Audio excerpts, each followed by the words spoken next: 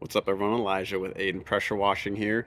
We've got a beautiful day. It's sunny, 70 degrees, low wind, which, for those of you that know Nebraska or are from Nebraska, understand that's a rarity. I think we've got 5 mile an hour winds today. Typically, we're 15 to 20 is kind of low, what we consider low wind. And I'm just kind of avoiding doing some yard work. So I thought I'd take a moment and share with you a topic that popped in my mind, something that I had spent a lot of time thinking about in years past with our pressure washing business, and I see a lot of questions around on the internet about it, and that is, how do I know when it's the right time to go full time in my pressure washing business? So for us, we started in 2018. March of 2018 was when my brother and I launched the business, and I didn't go full time, um, meaning I didn't quit my day job until July of 2021.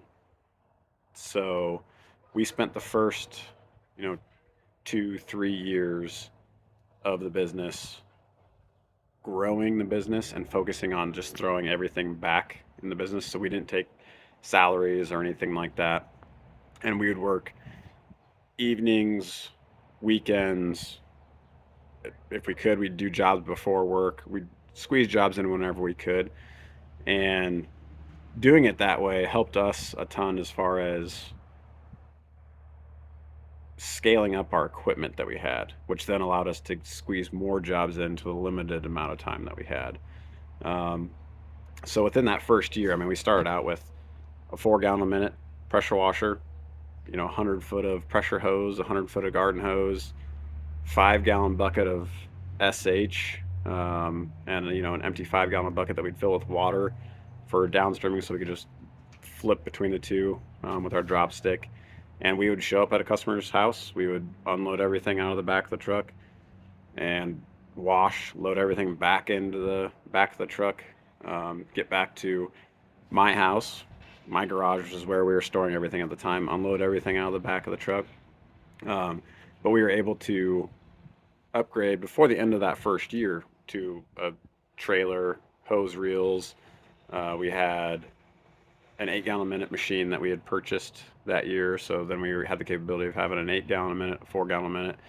Um, we bought, for the start of our second year, we bought a 12-volt system. So we were really just throwing everything back into the business for the first 2.5, 3 years. And that helped us a ton.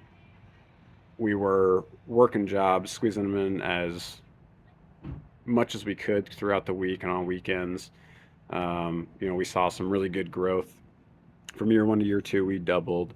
Year two to year three, I think it was just under doubled our revenue. And so we had a good foundation that we were laying, and we could see the success that we were having. So we knew at least what we were doing up to that point was bringing us success, and we were kind of getting to the point where not only were we doing jobs on the evenings and weekends, I was trying to squeeze jobs in on my lunch hour at work. So I'd, run out, do a job, be back, in 45 minutes to an hour, smelling like bleach. And it kind of just got to the point where I was juggling both of my full time job and my pressure washing job, and they're both suffering because of it. So, kind of came to a point where I had to make a decision. Time wise, my wife was sick of me being gone all the time as well. So, figuring out, all right, what am I going to put my time in, focus my time in? And, at that point, it was definitely something that's always been a dream of mine to own my own business. And so I wasn't willing to just say, okay, well, we built this thing up and it seems to be going really well. For the sake of quote unquote security, I'm going to keep this office job that I have. So made the decision to go full time. Now we were the year that I went full time. I think we did just shy of 175 or 200,000 that year. Now when I went full time, I think we had 80,000, 90,000 on the books, something like that. But we had success, and we were having continual lead flow coming in. So there was a little bit of risk there, but I, spent 3 years mitigating as much risk as I could. And for a lot of you, you're probably in the same boat. You've got a family that depends on you. You've got other obligations. So you're probably a little hesitant to just jump right in and go full time, because you know that you've got to be able to cover your bills. So something I would look for, I would always look for that you've got consistent lead flow, that you're seeing growth kind of month over month, year over year. I would track it year over year is kind of a little bit better of a metric, just because you can kind of see you're going to have busy months, you're going to have slower months. That's just the way it is. But as long as you can see that revenue increasing, going up, you can feel pretty confident in what you're doing.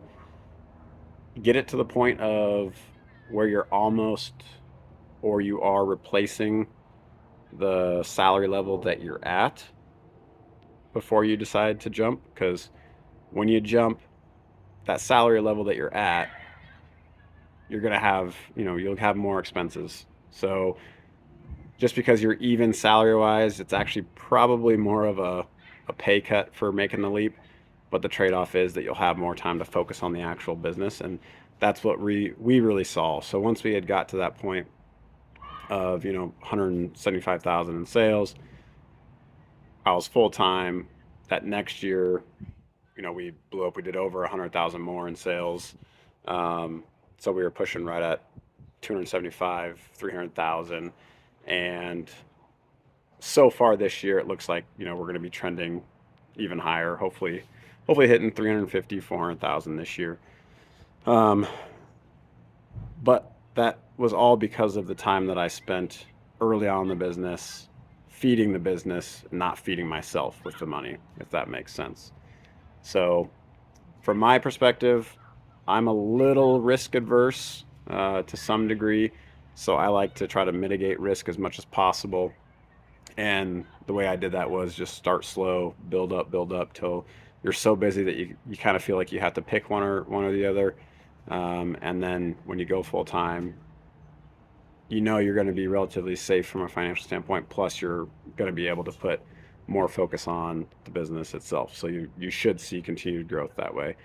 The other thing I would highly recommend is, if you are putting money back in the business and equipment, put maybe not just as much, but a lot of money into training and increasing your knowledge in sales, marketing, understanding the ins and outs of the pressure washing industry in general, service industry in general.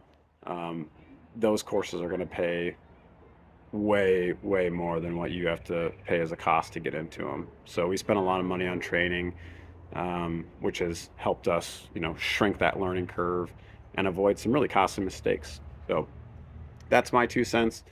That's the way we did it. I know some guys have had success by just saying screw it, jumping full time right into pressure washing without having any customers, anything like that, and end up being able to grind it out and have success. And I'm sure some people are built that way, but for me and for the way that we built our business, that just wasn't going to work for me mentally. So we built it up slow, got to the point where I felt relatively comfortable making that decision, and then, from there, making the leap. And hopefully we'll continue on having the success we've had so far and continue to grow this thing. So let me know in the comments below if what you guys have done, if you're still thinking about going full time, or if you've already made the leap, and kind of what your situation's like and how it's going so far. Again, we'd appreciate a like and a share. If you can subscribe, we're trying to get to that 1,000 subscriber mark by the end of the year. We're seeing some decent growth there as well. Hopefully, we're providing some value to you guys, and we'll continue to put out some videos and some content that we hope you all find enjoyable. So we'll catch you later. Thanks.